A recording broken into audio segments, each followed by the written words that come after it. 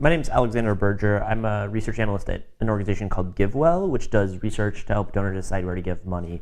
Historically, we focus mostly on global health, but I work on a lot of our research in new areas. I became interested in GiveWell while I was living in India when I was a junior in college, and I found that every day on my way to work, I would walk by these kids in the street, and I felt really bad about that, and so I wanted to be able to do something to help them. But if I gave them money, then it was an incentive not to be in school, and so I felt like that wasn't the right solution. And so I decided that when I got back to the U.S., I would give like $100 or something that seemed like a lot of money to me at the time to the best charity I could find. And so I started doing research to figure out what that charity would be.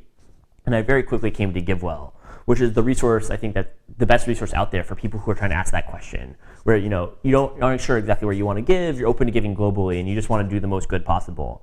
And so I found GiveWell's website and I thought, like, wow, this is an amazing service. At the time, they had 3 employees, so I wasn't sure if I'd ever be able to work for them. But I emailed them and said, like, hey, I'd love to be able to help out. And so when I graduated from college, I ended up coming to GiveWell to work on our research projects.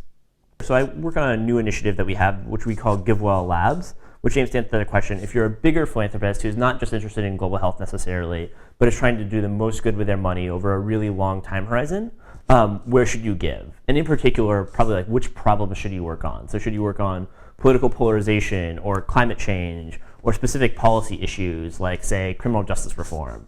And so I've looked at a variety of different causes over the last couple of years to help people pick and decide. The main criteria that we tend to think about are things like how crowded is an area philanthropically? Do a lot of people already work on it? How tractable does it seem? Could we make progress? And how big is the problem?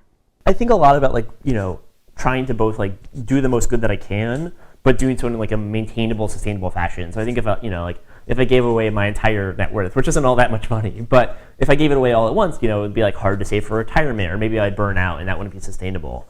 And so I think a lot about giving an amount that is reasonable for me, so that I feel like I could keep doing it and I wouldn't have to stop because I lost interest or faith. And so that's sort of the main thing I think about, is trying to give the most that I can to the best causes or the best efforts, but in a way that's going to be sustainable for me. Well, so I tend to think that the main gift I give is I get paid by GiveWell, I get paid very reasonably, I'm happy with my salary, I don't think it's a huge sacrifice, but that the main thing I do to make the world a better place is my work, and I'm really happy about that because it's something that I'm really passionate about, I enjoy a lot, and I feel gives me a lot of value in addition to adding value for the people who we're trying to help.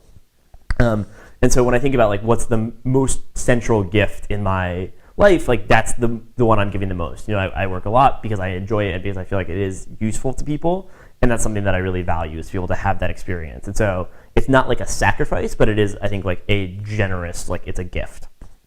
And then the other, I don't know, so I try and give annually. I don't have a easy answer to how much people should give. I try and at least tithe, because that seems like a reasonable amount to give if you're giving thoughtfully and trying to do the most good that you can. And I think really hard about where to give. I often end up following GiveWell's recommendations because I know how the sausage is made, and I tend to trust them.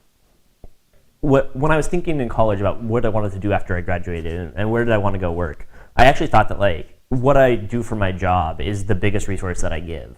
And so thinking about deciding between sort of for-profit job opportunities or nonprofit job opportunities, and I actually don't think, I think some people think that just because something's a nonprofit, it's better for the world or a better place to work. I don't think that. I think lots of for-profit jobs add tons of value. And so the question of where can you go work that's going to make the world the best place that it's possible, I think is actually a really hard question to answer. And just looking at tax status isn't going to be a very effective way to answer the question. But I do think that if you're interested in trying to make the world a better place, interested in trying to be helpful, answering the question where are you going to spend most of your working hours is probably the single most important question to answer, excuse me. There's also other things though, when you think about how do you spend your free time? Do you volunteer? Do you do things just helping out in your community? How do you give money to charity? I think, that's an important part of my life, and an important part of my giving is that I do try and give thoughtfully and critically. There's also, sort of surprisingly, I think some people think about giving blood or things like that philanthropically. When I was in college, I decided I would donate a kidney, and so that's been part of my philanthropic journey as well.